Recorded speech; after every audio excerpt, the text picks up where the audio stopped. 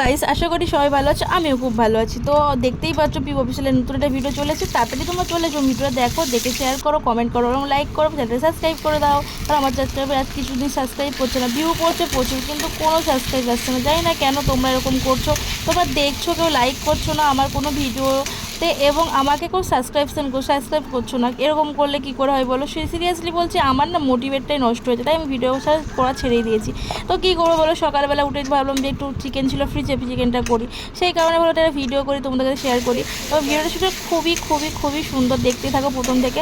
ভিডিওটা একদম কম তেলে কম সময় এবং কম মশলা কী করে রান্না করতে সেটাই তোমাদের কাছে তুলে ধরেছি আমি। তো দেখতে পাচ্ছি ফার্স্টে আমি আলুটা ভেজে নিয়েছি, তারপর আমি তেল দিলাম, তেলে দিয়ে ফোড়ন দিয়েছিলাম, জিরে, ফোড়ন, তেজপাতা আর শুকনো লঙ্কা। ফোড়ন দেওয়ার পর দিয়েছি আমি তাতে পেঁয়াজ আদা রসুন পেস্ট একসাথে করে নিয়েছিলাম, যে ভালো করে কষিয়ে একটু জল দিয়ে তেল ছাড়ার পর মাংস ছেড়ে দিয়েছিলাম। তো মাংস কষানোর পর দেখলে আমি আলু দিয়ে দিয়েছিলাম, কারণ আলুটা আগে ভেজে রেখে দিয়েছিলাম। আলুটা ভালো করে কষিয়ে না নিলে আলুটা সিদ্ধ হতে লেট হয়, ওই কারণে আমি আলু আর মাংসটা একসাথে কষিয়ে নিয়েছি। তো দেখতেই পাচ্ছ কষানোর পরে আমি জল দিয়ে দিয়েছিলাম মাংসতে। জল দেওয়ার পর দেখলাম যে একটু নুন কম ছিল, একটু লঙ্কা কম ছিল, তো সেটাও আমি দিলাম। আর হ্যাঁ, চিনি দিতে ভুলে গেছিলাম, তো চিনিটাও আমি দিয়ে দিয়েছিলাম কষতে কষতে, যেটা তোমরা দেখাতে ভুলে গেছি, ফুটেজটা নেওয়া হয়নি আমার।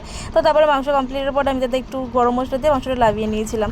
তো যদি তোমরা এরকম ধরনের ভিডিও দেখতে চাও, কম টাইমে কম তেল মশলা কীভাবে রান্না করতে হবে, ঘরোয়া রান্না কীভাবে, তো অবশ্যই আমাকে কমেন্ট করে জানিও। আর আমার চ্যানেলটা সাবস্ক্রাইব করো আর আমাকে লাইক কমেন্ট শেয়ার করো প্লিজ প্লিজ। আর thanks for watching my video.